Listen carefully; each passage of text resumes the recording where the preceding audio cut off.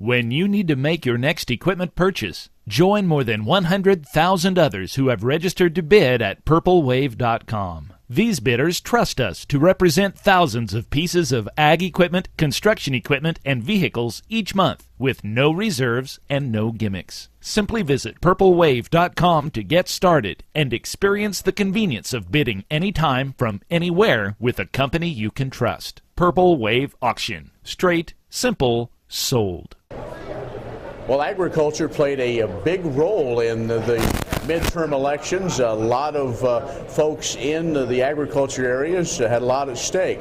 And to talk about that and some other important issues and a lot of unfinished business in Washington, Bob Stallman, President of the American Farm Bureau Federation. Bob, let's talk about that. We've had a few kind of weeks now to kind of digest, and we kind of see what's going to go on come January. So talk about how agriculture fared in the midterms. Well, I think agriculture was very active in the political process in the elections. I think rural America and agriculture stood up and voted. We have the outcome we have. Now it's up to us involved in trying to put in policy for U.S. agriculture to work with the players that are in place. And I think we've got an opportunity to do some good things in the coming Congress. Lots of unfinished business, tax extenders, waters of the U.S., trade. Will we get anything done before January? Well, lame duck sessions are always, it's like people think a lot can be done.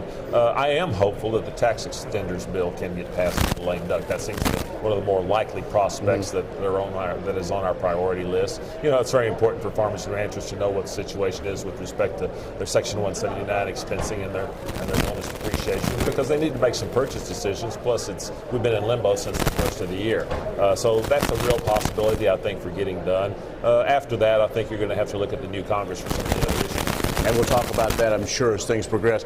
But some other big things you've been involved in. Back, you just came in from another event with the U.S. Farm and Ranch Alliance that for years you were determined of having dialogue with some of our city cousins, if you will, to continue to tell that story of agriculture. Talk about how that role and how Farm Bureau was played to continue to help tell agriculture's story. Well, the New York Times Food for Tomorrow event was another one of those grand events that people put together sometime to talk about all the issues surrounding food production, what it is, what some people wish it to be, and trying to get a healthy mix of reality in between. It's very effective in New York. Sort of an interesting proposition, but it was a good event. There was a lot of discussion.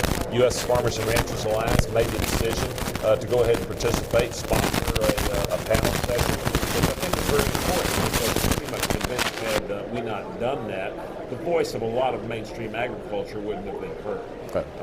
So the situation was, we were there, we made some points, we listened to other people's points, and that dialogue is going to continue. Those arguments and those debates will continue. Bob Stallman, the President of the American Farm Bureau Federation.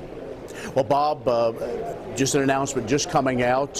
Farm Bureau has been one of those groups that's been one of the leaders in bringing together some sort of an agreement or a understanding on dealing with big technology, agriculture technology. Talk about that.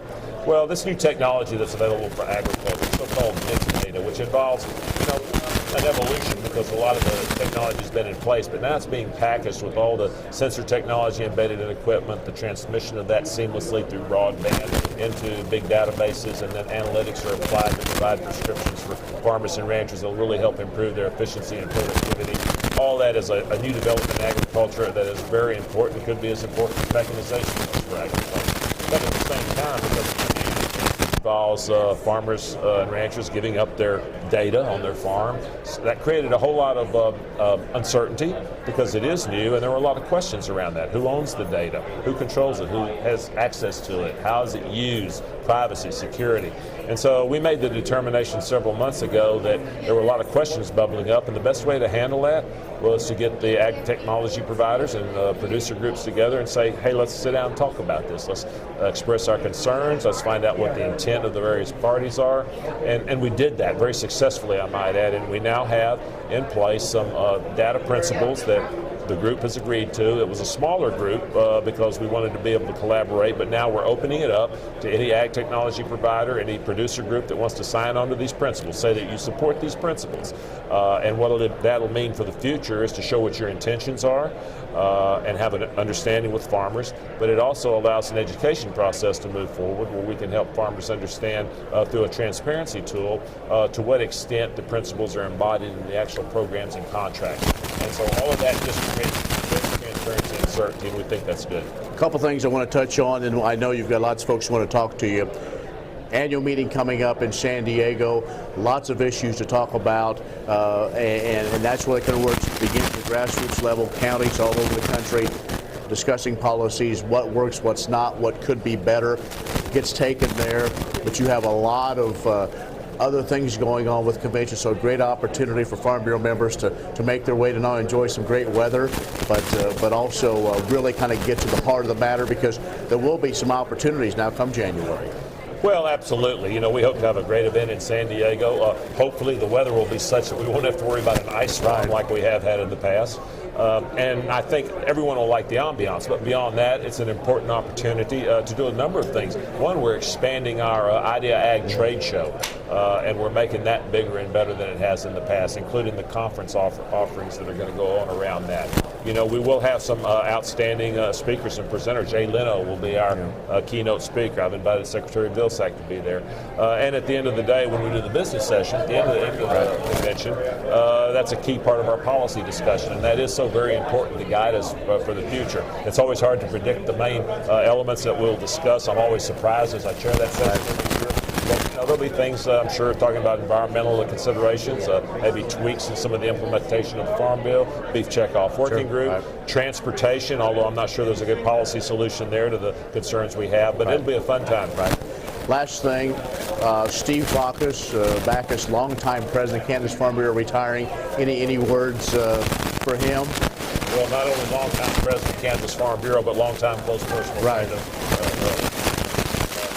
I hate to see Steve leave. He's been a colleague, a supporter all these years, a very effective president, has actually brought forth some very serious concerns over the year in things like rural development, things that have caused us to take a new look at the way we do things. But he's always been a champion for agriculture, and I'm going to hate to lose him. I intend to be out there to say a few nice words about him because he certainly deserves it. Super. Bob, thanks again for your time. Thank you, Ken. Bob Stallman, the president of the American Farm Bureau Federation, has joined us in Kansas City.